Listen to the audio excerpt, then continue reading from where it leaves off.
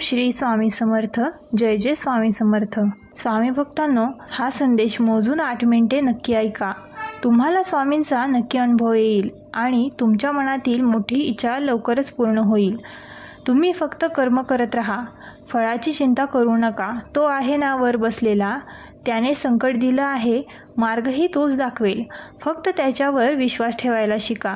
आणि स्वामींवर विश्वास ठेवला की स्वामी सर्व काही ते आपल्याला देत असतात. म्हणून कुणाचं सुख पाहून ते आपल्या वाट्याला का नाही म्हणून असमाधानी राहण्यापेक्षा कुणाचं दुःख पाहून ते आपल्या वाट्याला नाही आहे हे पाहून समाधानी राहणं म्हणजे सुखी जीवन आहे. आणि ते सुखी जीवन आपण त्याच पद्धतीने जगू शकतो. म्हणून सुखी जीवन जगण्यासाठी स्वामींवर विश्वास असेल तर व्हिडिओला एक लाईक करा आणि कमेंटमध्ये श्री स्वामी समर्थ, जय जय स्वामी समर्थ असं लिहायला विसरू नका. स्वामी भक्तांनो, सुख हे स्वतःवरच अवलंबून आहे. सुखाचा उगम आपल्यातच आहे, ते जगाकडून मिळत नसते. मनुष्य जगाकडून सुख मिळवण्याचा प्रयत्न करत असतो, पण ते त्याला मिळत नाही. याचे कारण असे की सुख बाहेरून मिळवायचे नसून स्वतःकडून मिळवायचे असते. आपण आहोत तिथपर्यंत जग आहे अशा अर्थाची म्हण आहे आणि जगाचे अस्तित्व आपल्या अस्तित्वावर अवलंबून असते. म्हणून समजा आपल्या घरात विजेचे दिवे आहेत आणि ते बटन दाबल्याबरोबर लागतात, पण जर का त्या विजेच्या उगमस्थानी बिघाड झाला तर घरातले बटन दाबून दिवे लागत नाहीत. फार तर काय, घरातील दिव्याची दुरुस्ती करण्याचा प्रयत्न केला तरी मूळ ठिकाणाच्या बिघाडाची दुरुस्ती होईपर्यंत काही उपयोग होत नाही. त्याचप्रमाणे आपल्याला स्वतःमध्ये सुधारणा झाल्याशिवाय बाहेरील सुख मिळणार नाही. समुद्र सर्व पृथ्वीच्या पाठीवर दूरवर पसरलेला आहे, पण असे कधी झाले आहे का की अमुक एका ठिकाणचे पाणी कमी खारट आहे? तसेच जगात कुठेही गेले तरी सुखाच्या बाबतीत अनुभव सारखाच येणार आहे. म्हणजे सुख जगावर अवलंबून नसून स्वतःवर आहे आणि त्याला उपाय म्हणजे स्वतःची सुधारणा करणे हा आहे. आता ही सुधारणा कशी करायची हे ईश्वराने मनुष्याला बरे वाईट जगण्याची बुद्धी दिलेली आहे आणि ती इतरांना, प्राण्यांच्या नाही, तर ते आपण आपल्या बुद्धीचा पुरेपूर उपयोग करून घेतला पाहिजे आणि ते आपल्याला चांगल्या प्रकारे मिळाला आहे.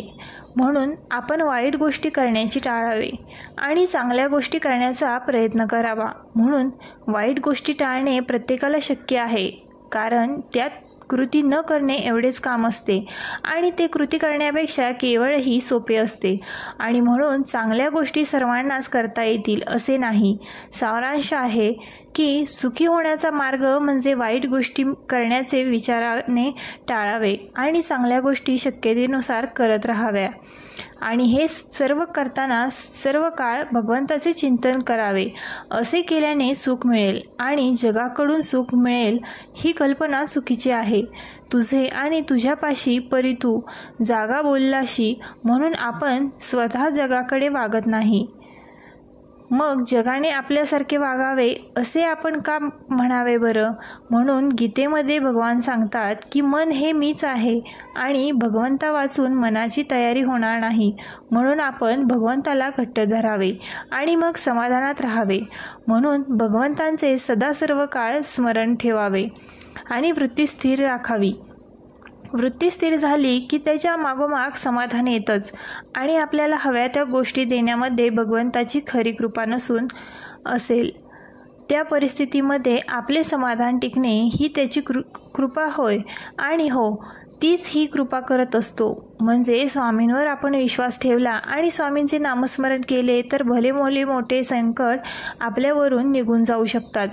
म्हणून भले मन आपलं जलद तत्वाचा आहे तरी पाण्याला हवा तो रंग तुम्ही देऊ शकता, पण मनाला नाही. कारण मनाच्या आधी तुम्ही आहात, तुमच्या आधी मन अजिबात नाही आहे. म्हणून सत्य फक्त अहंकार नसलेली व्यक्ती स्वीकारू शकते, कारण अहंकार कधीच सत्य स्वीकारत नाही. अहंकारात बुडालेल्या व्यक्तीला ना स्वतःची चूक दिसते ना दुसऱ्यांचे सांगितलेले चांगले विचार दिसत असतात. म्हणून फुलपाखरासारखं आयुष्य हे फक्त 14 दिवसाचं असतं. ते प्रत्येक दिवस आनंदाने जगून कित्येक हृदय जिंकत असतं. यावरूनही लक्षात येते की आयुष्याचा प्रत्येक क्षण अमूल्य आहे. तो भरभरून आणि आनंदाने आपण नक्कीच जगला पाहिजे. आणि थांबा, दुसऱ्यांचे यश पाहून आपला मार्ग निवडू नका. स्वतःचे आत्मचिंतन करा आणि आपण काय करू शकतो ते बघा आणि स्वतःची ओळख निर्माण करा. आणि हे तुम्ही नक्की केलं पाहिजे. आणि वेळेची पण एक वेळीच खासियत आहे. हसणाऱ्याला कधी रडवेल आणि रडवणाऱ्याला कधी हसवेल हे मात्र सांगता येत नाही. म्हणून लक्षात ठेवा, काळ कितीही विरुद्ध असला तरी चारित्र्य दमदार ठेवायचं आहे. आणि ते चारित्र्य दमदार असलं की आपल्याला भरपूर गोष्टी या चांगल्या पद्धतीने मिळत असतात आणि अनुभव आपल्याला चांगले मिळत असतात. म्हणून आपल्याला काही गोष्टी वरपर्यंत पोचवायच्या असतील तर त्या आपण नक्कीच मनापासून सांगितल्या पाहिजेत. त्या गोष्टी वरती जात असतात. म्हणून तुम्ही कोणतीही गोष्टीविरुद्ध कधी खेद निर्माण करू नका. प्रयत्न करा. एक दिवस तुम्हाला वाट नक्कीच मिळेल. आणि आपले आयुष्य हे ऊन सावलीचा खेळ आहे आणि तसाच तो खेळ जीवनभर चालत राहणार आहे. आणि ऊन म्हणजे नक्कीच दुःख आणि सावली म्हणजेच नक्कीच सुख असं जरी आपण धरलं तर हा ऊन आणि सुख दुःख हे चालूच राहणार आहे. म्हणून शून्य आणि वर्तुळ यातही एक फरक आहे. कारण शून्यात आपण एकटे असतो आणि वर्तुळात आपली माणसं मात्र असतात. म्हणून आणि सुखाची व्याख्या प्रत्येकाला मिळणारे असते. मात्र प्रत्येक क्षणी समाधानी राहतो तोच खरा सुखी माणूस असतो आणि तोच खरा समाधानी असतो. म्हणून मित्रांनो, तुमची जेवढी प्रॉपर्टी, जेवढा गुंठा तुम्ही करता ते कधीच आपल्या कामी येत नाही. फक्त ते असावे हे मात्र निश्चित, पण त्याला गर्व आपल्याला कधी होऊ नये. म्हणून निर्मळ मनाने प्रेम व आनंद देणारी व्यक्ती आपल्याला सहवासात असणे ही देखील निसर्गाची देणगी आहे. आणि सोपं नाही या जगात प्रामाणिक आणि मनमोकळेपणाने जगणे. कारण लोक पाठिंबा कमी देतात आणि बदनामी मात्र ते जास्त करत असतात. आणि तुम्ही कर्माचा पाठलाग फक्त करा. भाग्य तुमचा पाठलाग नक्कीच करत येईल. आणि सुखापेक्षा दुःखामध्ये मिळणारं ज्ञान हे अधिक श्रेष्ठ असतं. हे तुम्ही समजून घेतलं पाहिजे. आणि आयुष्यातील कोडी सोडवायची असतील ना तर स्वभावात गोडी असायला हवी हे मात्र निश्चित. आणि आयुष्य कितीही सुंदर असले तरी मैत्रीशिवाय अपूर्ण आहे. आणि स्वतःबद्दल अभिमान असावा, पण कोणत्याही गोष्टीचा अहंकार मात्र तुम्हाला कधी नसावा. आणि चुकांमधून येतो तो अनुभव असतो आणि अनुभवातून मिळते ते खरे यश असते आणि ते तुम्हाला मिळूनच राहत असते. म्हणून 1000 चुका करा पण एक चूक 1000 वेळा कधीच करू नका. आणि दुसऱ्यांच्या दोषांचे वर्णन तुमच्याकडे करणारे लोक तुमच्या दोषांचे वर्णन तिसऱ्याकडे करतात हे मात्र निश्चित आहे. म्हणून हे प्रत्येकाने लक्षात ठेवले पाहिजे. आणि शून्याची ही उणीव भासते कधीकधी, कारण तिथे खूप जागा असते नव्या स्वप्नांसाठी. म्हणून ते स्वप्न आपण पाहिलेले असतात. म्हणून शारीरिक सौंदर्य कालांतराने नष्ट होऊन जाईल, पण आंतरिक सौंदर्य कधीच नष्ट होत नाही आणि ते होणारही नाही आहे. म्हणून पाहुणी डोळ्यातलं थेंब पाणी, जो बिजारी तुमची कहाणी, सोबत त्याची लाख मोलाची ठेव असे ती जन्मभराची.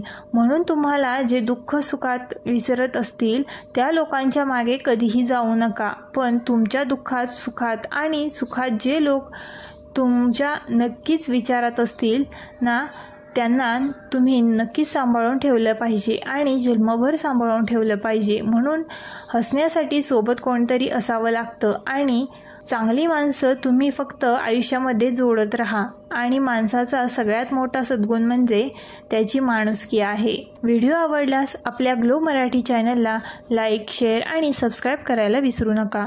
श्री स्वामी समर्थ.